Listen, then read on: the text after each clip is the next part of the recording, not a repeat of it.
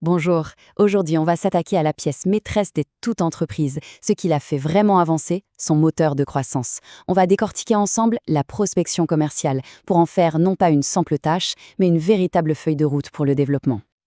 Alors, voilà la question, toute simple mais absolument fondamentale. D'où va venir le prochain client?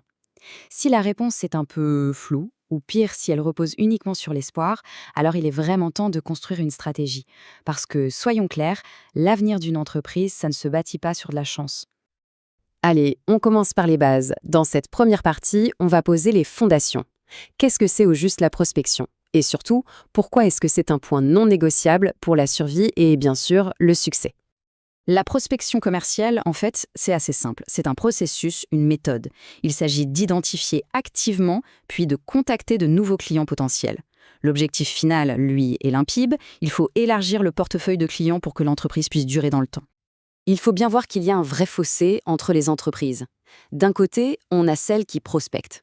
Elles s'offrent la croissance, la longévité. Et de l'autre, eh bien, celles qui l'ignorent, elles flirtent avec la stagnation et prennent des risques énormes. Le choix est purement stratégique.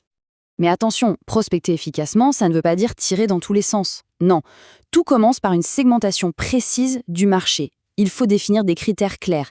Quel secteur d'activité, quelle taille d'entreprise, quels sont leurs besoins spécifiques. C'est cette adaptation qui va vraiment maximiser l'impact.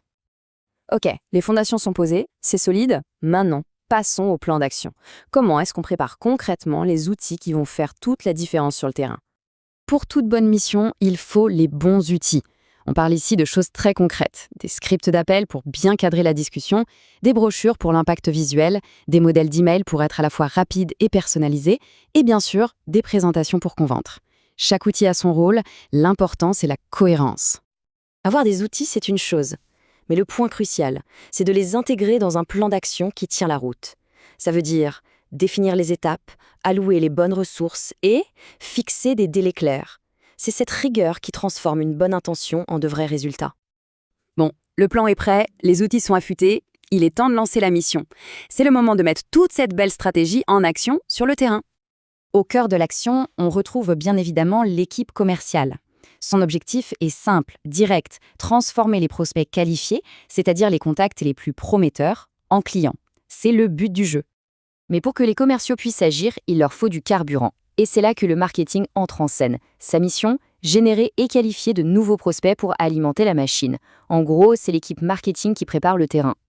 Et il y a une troisième équipe, souvent un peu sous-estimée dans ce processus, le support. Son rôle, il va bien au-delà de la simple assistance. En fidélisant les clients, elle récolte des informations ultra précieuses qui peuvent ouvrir de nouvelles portes. Le vrai succès, c'est quand marketing, vente et support travaillent main dans la main. Et pour orchestrer tout ça, il faut un chef d'orchestre. C'est le rôle du CRM. Ce n'est pas juste une base de données, c'est le véritable cerveau de l'opération.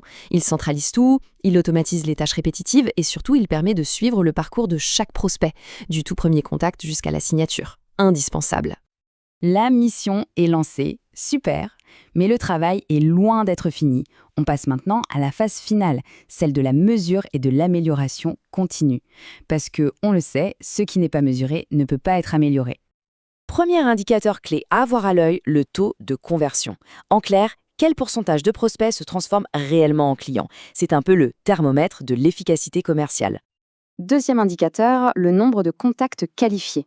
Là, attention, on ne parle pas de quantité, mais bien de qualité. Ce chiffre montre si le ciblage est bon et si les campagnes attirent les bonnes personnes. Et enfin, le juge de paix, l'indicateur ultime, le chiffre d'affaires généré. C'est la mesure la plus directe du retour sur investissement.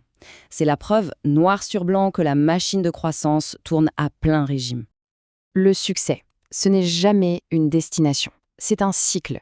Une boucle d'amélioration permanente.